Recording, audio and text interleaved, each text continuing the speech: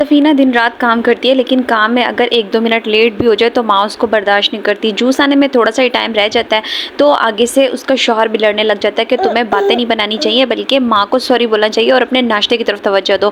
बेचारी नाश्ता बनाने के लिए जाती है कि नीचे बेहोश हो जाती है। जैसे उसे हॉस्पिटल लेकर जाते हैं तो डॉक्टर साहबा बताती हैं कि ये प्रेग्नेंट है और उम्मीद से हैं। तो आगे से घर पे आके सास कह देती है कि अब तुमने कोई काम नहीं करना और फ़ौरन से उसके लिए नौकरानी ले आती है। तो इस बात पे सफ़ीना बहुत खुश होती है अपनी जेठानी के लिए कि जब से तुम आई हो यहाँ पे नौकरानी भी आ गई है, बहुत सुकून हो गया है। लेकिन डाइनिंग टेबल पे माँ साहब कह देती है कि तुम्हारा बेटा ही होना चाहिए क्योंकि हमारे ख़ानदान में बेटे ही होते हैं, बेटियों की कोई गुंजाइश नहीं है।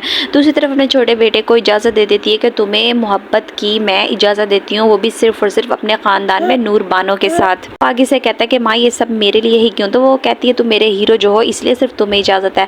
जबकि जो सफ़ीर है उसको कॉल आती है कि उसकी जो एक्स होती है उसने अपने इरक काट लिया है, तो वो फ़ौरन से इस्लामाबाद जाने का कहता है। माँ से इजाज़त ले लेता है, लेकिन माँ उसे अपनी छोटी बहू को बुलाती है और उसे कहती है कि तुम भी तैयारी करो, रेडी हो जो, तुमने भी उसके साथ जाना है। नूर बानो काम कर रही होती है कि उसके पास कॉल आ जाती है फ़ौरन से छोटे बेटे की और वो कहता है कि मैं तुमसे मिलना चाहता हूँ, बल्कि तुम ऐसा करो कॉफ़ी पे चलते हैं। तो आगे से नूर बानो कहती है तुम मेरे साथ फ्लाइट करना चाह रहे हो, वो कहता है बिल्कुल ऐसे ही समझ लो। दूसरी तरफ जब सफ़ीर जा रहा होता है तो आगे से माँ बम फोड़ती है कि तुम्हारी बीवी भी तुम्हारे साथ जाएगी। अच्छा थोड़ी लगता है कि नई नवेली दुल्हन को तुम घर पे छोड़ के और चले जाओ इस्लामाबाद, मरी की टिकट भी करवा दी है। तो उन्हें दोनों वो चले जाते हैं अपने अपने रास्ते, लेकिन जो सफ़ीर है वो बिल्कुल ख्याल नहीं करता, सुंबल को छोड़ के चला जाता है अपनी एक्स के पास। तो वो उसकी फ्रेंड उसे बताती है कि किस तरह से उसने अपनी रग काटी, जब तुम्हें मोहब्बत करने का हौसला ही नहीं था तो तुमने क्यों मोहब्बत की।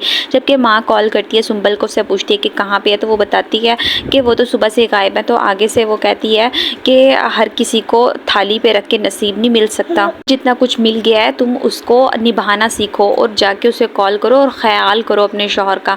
नूर बानो को अपने घर पे बुला लेती हैं। तो जैसे ही ना इस्त्री कर रही होती है तो आगे से माँ कहती है तुम क्यों कर रही हो, ये सब काम नौकरानी करेंगी।